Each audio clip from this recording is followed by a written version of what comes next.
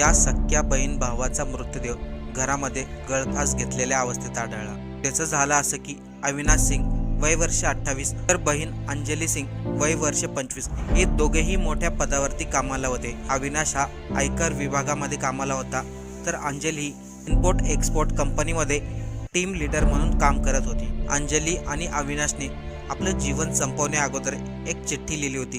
त्या चिठ्ठीमध्ये लिहिलं होतं, वडिलांनी आमच्या मृतदेहाला हात लावू नये, त्यांना आमच्यावरती कोणता अधिकार नाही। माझे वडील रघुवीर सिंग आणि सावत्राई रितू या दोघांनी आम्हाला कधी सख्या मुलांसारखं जपलंच नाही। आमचा संपूर्ण सांभाळ आमच्या मावशीने केला। भाऊ अविनाशला मोठी सरकारी नोकरी लागली आणि मलाही चांगल्या कंपनीत काम लागलं, तरी देखील वडील आणि सावत्राई रितू हे दोघंही नेहमी आमचा वारंवार मानसिक छळ करत होते। त्यांच्या या त्रासाला कंटाळून आम्ही दोघांनी आपलं जीवन संपवलं आहे, असं अंजलीने चिठ्ठीमध्ये लिहिलं होतं।